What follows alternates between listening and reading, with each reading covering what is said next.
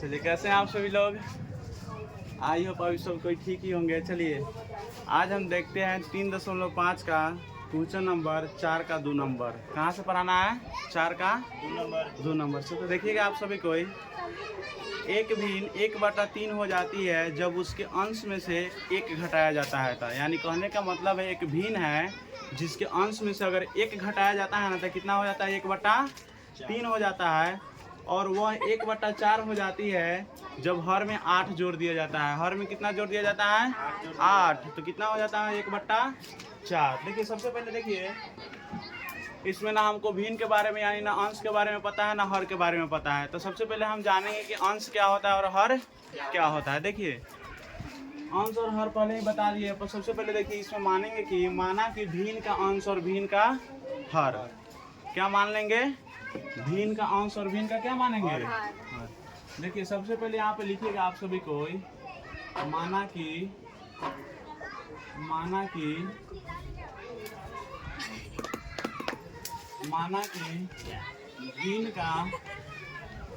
भिन्न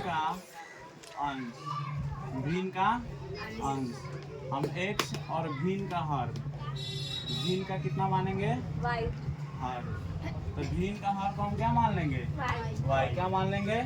y। देखिए, भिन्न किसको बोला जाता है? जो बट्टा के रूप में रहे। किसके रूप में रहे?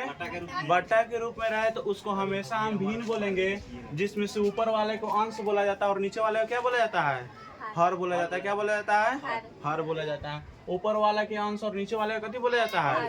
अंश। तो यानी कि भिन्न बराबर हमारा जो फॉर्मूला होता है ना, हो जाएगा अतः भिन्न बराबर अंश बटा कथी हो जाएगा? हर हो जाएगा। कौन सी हो जाएगा? अंश बटा हर। यानी कि अंश जो है कथी है?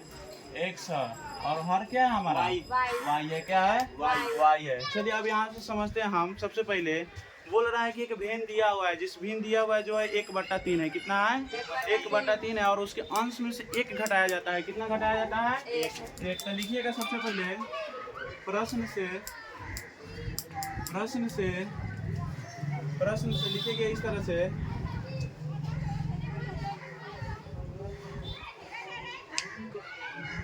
अंश में से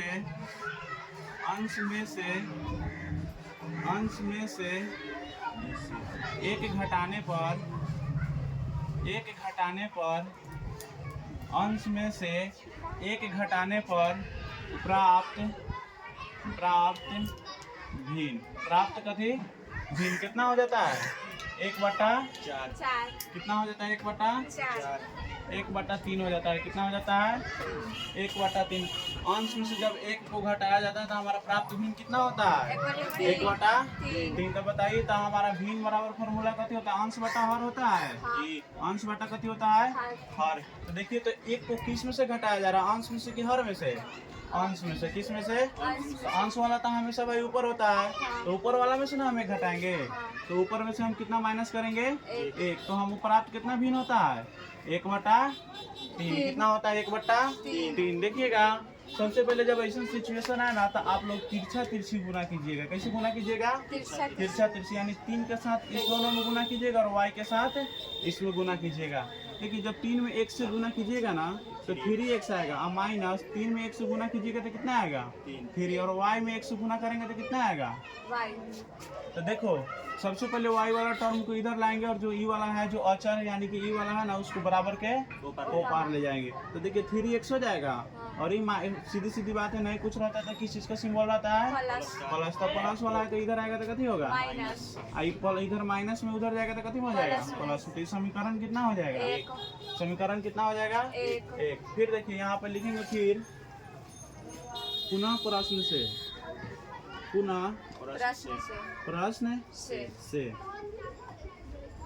देखिएगा आगे क्या कह रहा है। आगे बोल रहा है, वह भिन्न 1/4 हो जाती है जब हर में 8 जोड़ दिया जाता है। यानी कि हर में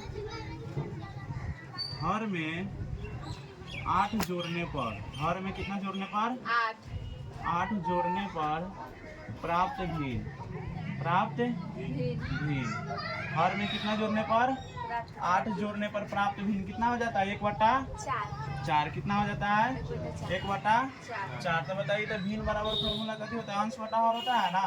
तो हमारा ऊपर वाला अंश और नीचे वाला कथी हो जाएगा? हर। तक किसमें 8 जोड़ा जा रहा है? अंश में कि हर में? हर में जोड़ा जा रहा है। कहाँ पे जोड़ा जा रहा है? तो हर हमारा नीचे वाला ना है, तो उसमें हम कितना जोड़ेंगे?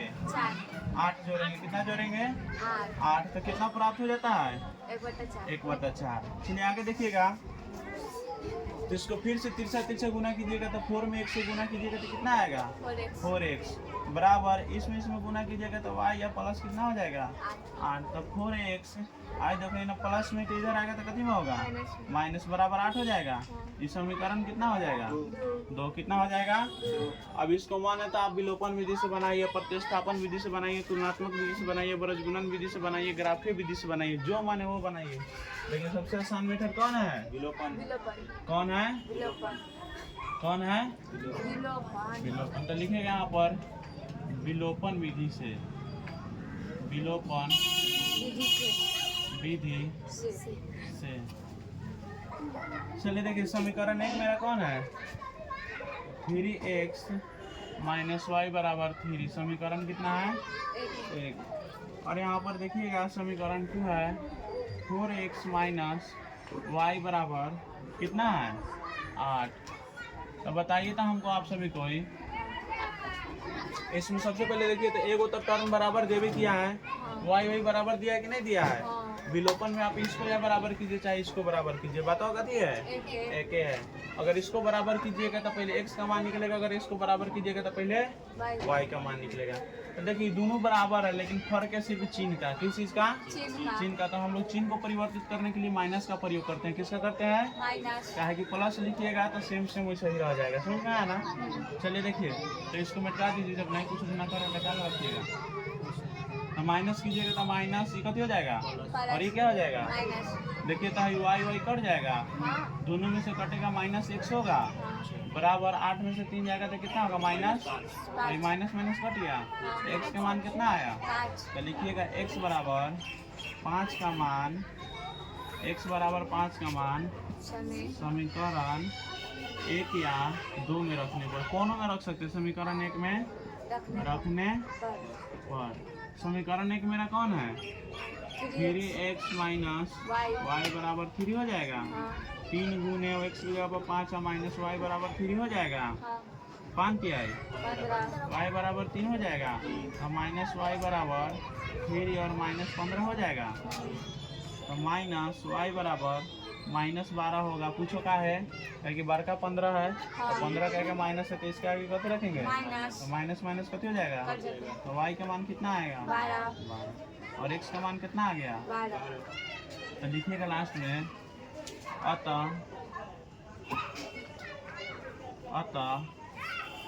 भिन्न बराबर कथी फॉर्मूला होता है? अंश बटा हर यही ना होता है। अंश बटा हर यानी x बटा y हो जाएगा। तो x का मान हमारा कितना आया है? 5 आया है और y का मान कितना आया है? चलिए उतारिए सभी कोई।